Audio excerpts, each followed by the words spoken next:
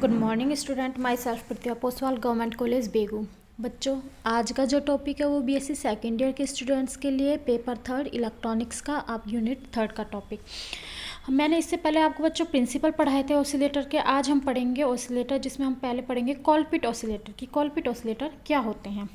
तो बच्चों देखो, कॉलपिट ऑसिलेटर में ये क्या होता है, एक तो common emitter amplifier, common emitter transistor ये यूज़ किया जाता है इसमें प्रवर्धक के रूप में।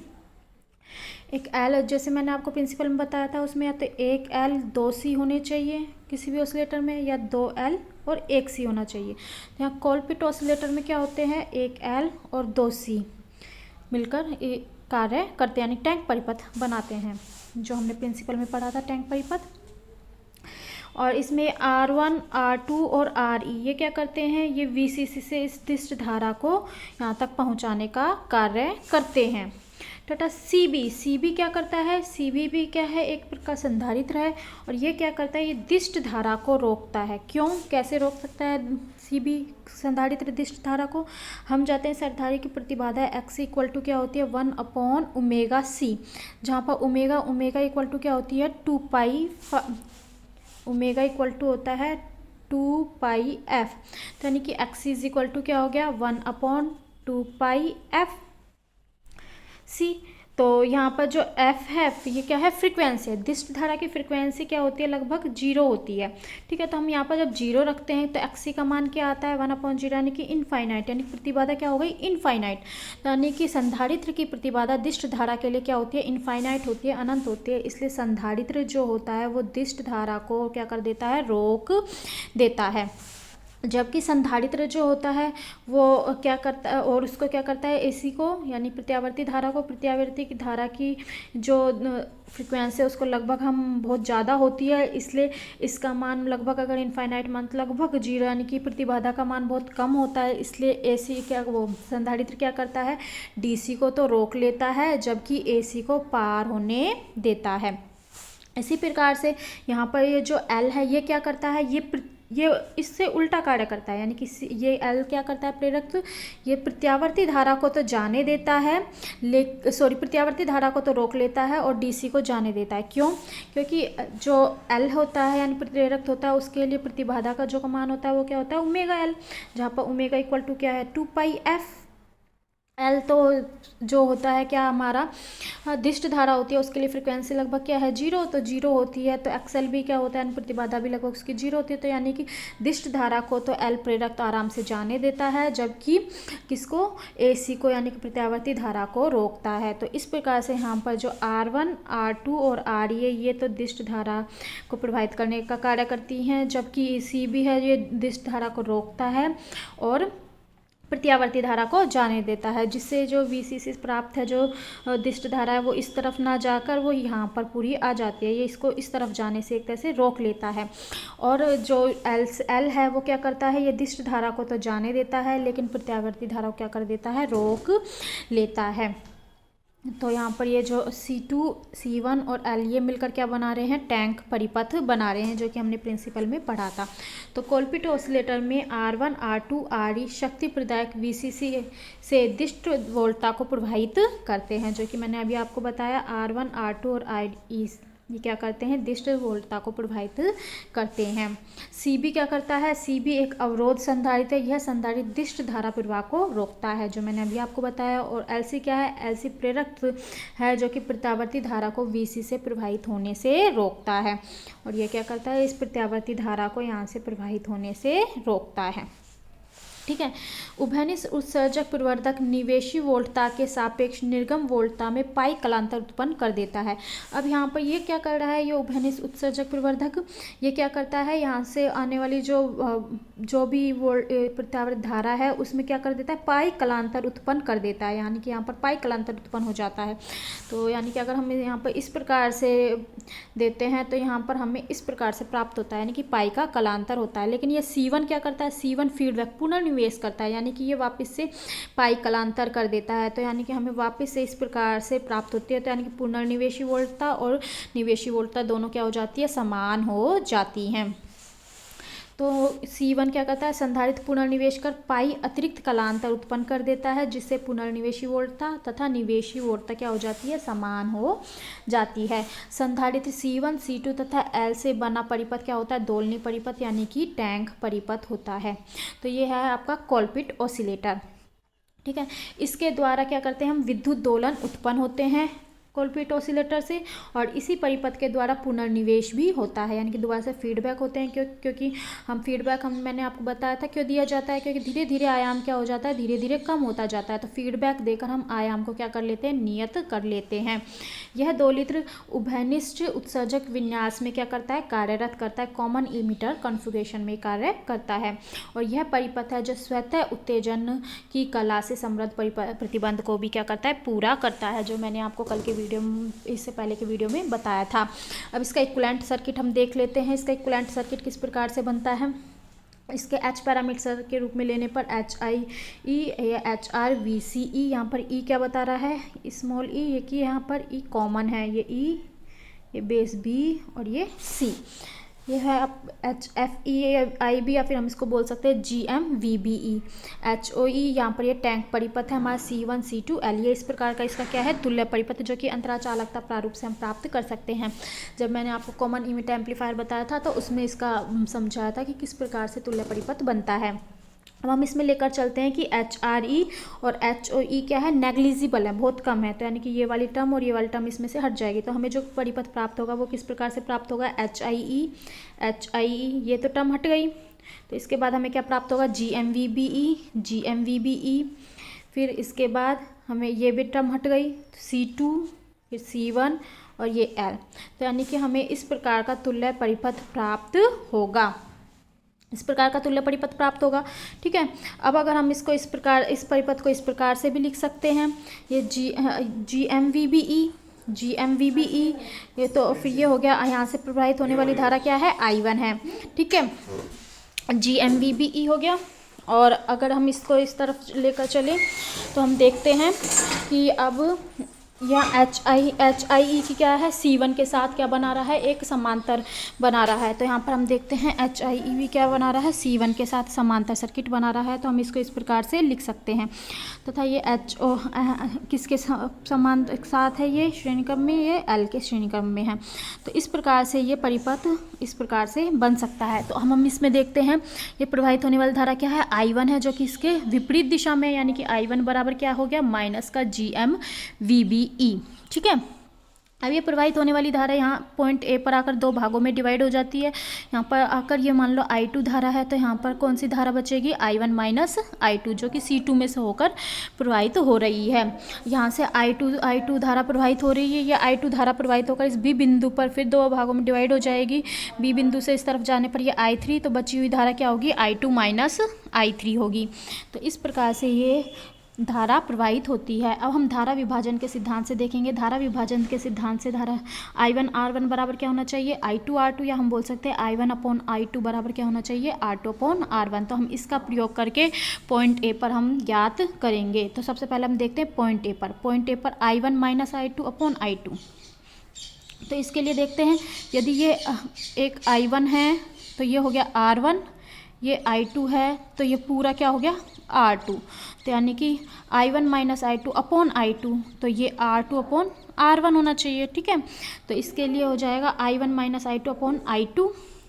तो इसके साथ ये अब ये हम देखते हैं HIE और C1 ये क्या है, आपस में समांतर हैं और L के क्या है, श्रेणी क्रम में है। तो यानी कि हम इसको लिख सकते हैं L के लिए प्रतिबाधा जो होगी क्या होगी, आयोटा, यानी हम इसको J भी बोल सकते हैं, ये आयोटा है, ये J ओमेगा L। तो यानी कि हो गया J ओमेगा L प्लस यहाँ पर HIE और C1, HIE और C1 क्या है, आपस में समांतर क्रम में है। तो यानी कि इसको C1 का की प्रतिबाधा क्या होगी, 1 अपॉन आयोटा ओमेगा C1। तो ये हो गया HIE 1 upon iota omega C1 upon HIE plus 1 upon iota omega C1, यानी कि R1 R2 upon R1 plus R2 के फॉर्मूले से।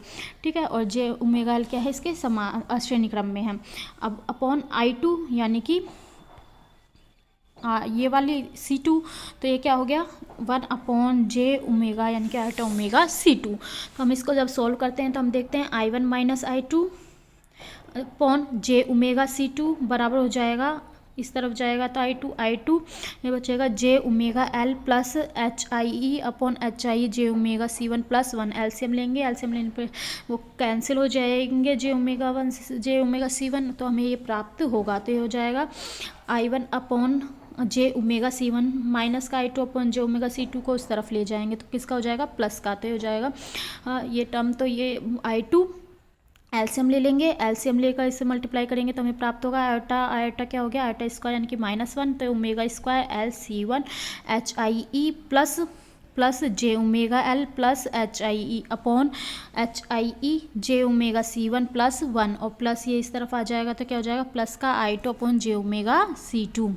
तो ये हो जाएगा हमारे पास I1 upon J omega C2 is equal to I2, ये हो गया माइनस का omega square LC1 HIE plus J omega L plus HIE, इन दोनों का क्या करेंगे हम, एलसीएम ले लेंगे। तो एलसीएम लेने पर हमें नीचे प्राप्त होगा HIE J omega C1 plus 1 जे ओमेगा C2, तो इधर ये जे ओमेगा C2 से मल्टीप्लाई हो जाएगा और plus 1 plus HIE J omega C2, ये जे ओमेगा C2 से जे ओमेगा C2 क्या हो जाएगा, कैल्शियम कैंसिल हो जाएगा। तो हमें जो प्राप्त होगा I2 upon I1 is equal to 1 plus J omega C1 HIE upon 1 minus omega LC2 plus J omega HIE C1 प्लस C2 minus omega square LC1 C2। अगर हम यहाँ से I2 की मान ज्ञात करें तो I1 क्या आ जाएगा, इस तरफ, ये क्या है समीकरण नंबर 1। I2 का मान हमें आगे काम आएगा। अब हम देखते हैं पॉइंट बी पर। पॉइंट बी पर हम धारा विभाजन के नियम से देखते हैं। पॉइंट बी क्या है ये, तो यहाँ पर I2 minus I3 upon I3 बराबर क्या होगा, I2 माइनस I3 के सामने क्या है HIE, यानी कि HIE अपॉन इसके साथ क्या है C1 का क्या होगा 1 अपॉन आयोटा ओमेगा C1। तो ये हमें प्राप्त होगा बी पर। तो I2 एट पॉइंट बी पर I2 minus I3 upon I3 बराबर HIE upon 1 upon iota omega C1। I2 upon I3 में I3 का भाग देंगे तो 1 बराबर HIE जे ओमेगा C1। तो I2 अपॉन I3 ये 1 उस तरफ जाएगा तो किसका हो जाएगा, प्लस का, यानी कि जे ओमेगा HIE C1 प्लस 1। या फिर हम इसको उल्टा करेंगे तो I3 upon I2 equal to क्या हो जाएगा, 1 upon 1 plus J omega C1 HIE। ये होगी आपकी समीकरण नंबर 2। तो ये हमारे पास I2 अपॉन I1 और I3 अपॉन I2 के मान प्राप्त हो गए। और I1 हम देखते हैं विपरीत होता है तो ये माइनस GM VBE, या हम इसको बोल सकते हैं माइनस का HFE IB। अब हम देखते हैं आउटपुट वोल्टेज एट C2 से, क्योंकि हमें आउटपुट वोल्टेज प्राप्त होती है। तो हम देखते हैं आउटपुट वोल्टेज एट C2, तो क्या होगा वो V इक्वल टू क्या होता है IR, ठीक है। तो आउटपुट वोल्टेज V0, I क्या है यहाँ पर I1 माइनस I2, ठीक है। और R यहाँ पर क्या है C2, यानी कि 1 अपॉन जे ओमेगा C2।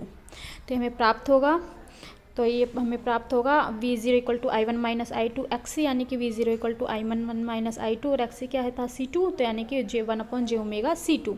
तो V0 इज इक्वल टू हो जाएगा, यहाँ पर हमें I1 upon J omega C2 जब कॉमन ले लेते हैं तो अंदर बचेगा 1 माइनस I2 अपॉन I1।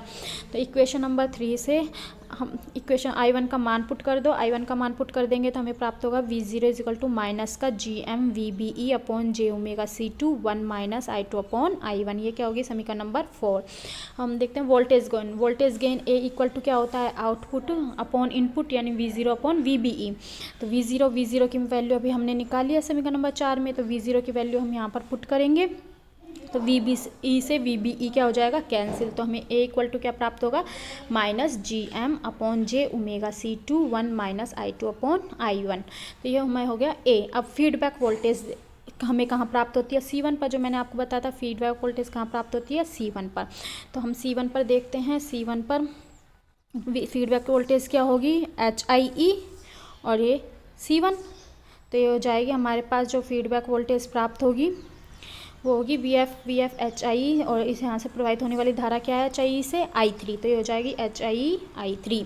यहाँ हम इसको बीटा से दर्शाते हैं फीडबैक गेन को। तो feedback gain beta equal to क्या हो जाएगा VF अपॉन VF, इसके लिए आउटपुट होता है, और V0 क्योंकि ये वापस से जाता है तो ये हो गया इनपुट, V0 इसके लिए क्या हो जाएगा इनपुट हो जाएगा। तो हम वैल्यू पुट कर देंगे V0 की समीकरण नंबर 4 से, तो हमें प्राप्त होगा HIE I3 I1 1 minus I2 upon I1 J omega C2।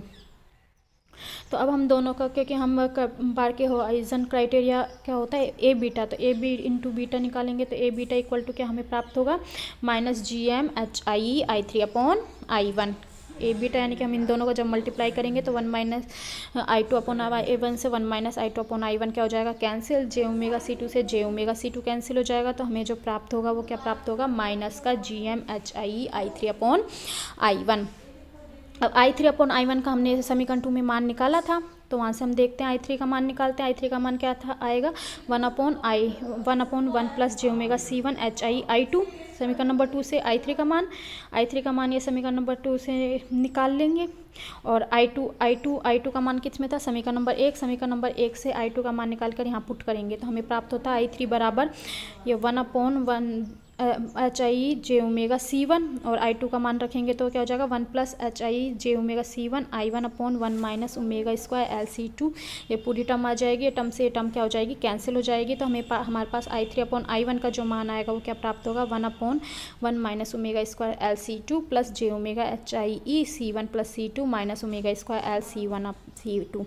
I three upon I one का ये जो मान है हम इस समीकरण में समीकरण नंबर 7 यानी कि यहाँ पर पुट कर देंगे तो हमें प्राप्त होगा A beta is equal to minus का जी एम वैल्यू पुट कर देंगे यहाँ पर इसकी H I 1 minus omega square L C two plus J omega H I C one plus C two minus omega square L C one C two. Barkhausen criteria Barkhausen प्रतिबंध क्या कहता है ए beta क्या होना चाहिए मस्ट भी real होना चाहिए, ए बीटा वास्तविक होना चाहिए। तो इसके लिए क्या होगा इमेजनरी पार्ट यानी कि सी ये मान क्या होना चाहिए शून्य होना चाहिए। तो इसलिए C one plus C two minus omega square L C one C two बराबर क्या होना चाहिए शून्य होना चाहिए। तो यहाँ से हम निकाल लेंगे ओमेगा स्क्वायर का मान, तो ओमेगा स्क्वायर बराबर क्या आएगा C one plus C two upon L C one C two. ये C one plus C two upon C one C two को क्या लिख सकते हैं 1 अपॉन सी ई क्यूब, यानी कि सी ई क्यूब बराबर क्या होगा C equivalent C one C two upon C one plus C two. या हम यहाँ से ओमेगा का जब मान निकालेंगे तो ये क्या होगा omega square 1 upon under root L omega E cube, ये सी क्यूब नहीं ओमेगा ई क्यूब होगा ओमेगा ई क्यूब। तो ये मान प्राप्त होगा हमें। तो यानी कि फ्रीक्वेंसी यहाँ से हम ओमेगा इक्वल टू क्या होता है 2 पाई एफ, तो एफ इक्वल टू क्या हो जाएगा 1/2 pi root L omega E cube. तो यहाँ से हमें फ्रीक्वेंसी प्राप्त होगी कोलपिट ऑसिलेटर की। तो अगर कोलपिट ऑसिलेटर की फ्रीक्वेंसी हो तो उसका मान ये होता है। अगर हम उसके लिए एल पता हो सी वन सी टू पता हो टैंक परिपथ के लिए तो हम कोलपिट ऑसिलेटर की फ्रीक्वेंसी को ज्ञात कर सकते हैं। अब फ्रॉम इक्वेशन 8 में इसका वैल्यू 0 रखेंगे तो ए बीटा का मान हमें क्या प्राप्त होगा ए बीटा का मान हमें प्राप्त होगा minus G M H I upon 1 minus omega square L C two. तो यहाँ पर ओमेगा स्क्वायर की वैल्यू यहाँ से पुट कर देंगे 1 upon L omega E cube, और ओमेगा ई क्यूब की value C one C two upon C one plus C two. ये वैल्यू जब हम पुट करते हैं तो हम देखते हैं एल से एल कैंसिल हो जाएगा, सी टू से सी टू कैंसिल हो जाएगा। तो यानी कि ए बीटा का मान जो हमें प्राप्त होगा वो प्राप्त होगा G M H I upon C two upon C one. और बारखाउजन क्राइटेरिया के हिसाब से शुरुआत में तो ए बीटा का मान क्या होना चाहिए ग्रेटर दैन 1 होना चाहिए, और फिर बाद में A beta is equal to 1 हो जाना चाहिए। तो पहले A beta greater than equal to यानी कि A beta greater than equal to 1 होना चाहिए। तो इसलिए ये value G M H I upon C two upon C one क्या होनी चाहिए ग्रेटर दैन इक्वल टू 1। यहाँ हम बोल सकते हैं जी एम एच आई का मान क्या होना चाहिए सी टू अपॉन सी वन से अधिक या बराबर होना चाहिए। किसके लिए कोलपिट ऑसिलेटर के लिए। तो सामान्यतः सी टू और सी वन लगभग बराबर हो लिए जाते हैं, तो इसलिए कोलपिट ऑसिलेटर में सी टू और सी वन लगभग क्या लिए जाते हैं बराबर लिए जाते हैं। अतः ये उपरोक्त प्रतिबंध को संतुष्ट करते हैं। तो ये था हमारा कोलपिट ऑसिलेटर। उम्मीद करती हूँ बच्चों आप लोगों को समझ में आ गया होगा। फिर भी कोई प्रॉब्लम हो तो आप व्हाट्सएप के थ्रू पूछ सकते हैं। बच्चों जिस प्रकार से कोलपिट ऑसिलेटर है इसी प्रकार से हार्टले ऑसिलेटर और फेज शिफ्ट ऑसिलेटर भी है। हार्टले ऑसिलेटर और फेज शिफ्ट ऑसिलेटर बच्चों आपको स्वयं करना है, मैं इसके PDF आपको व्हाट्सएप पर भेज दूँगी। फिर भी आपको कोई प्रॉब्लम होती है तो आप व्हाट्सएप के थ्रू पूछ सकते हैं। Thank you.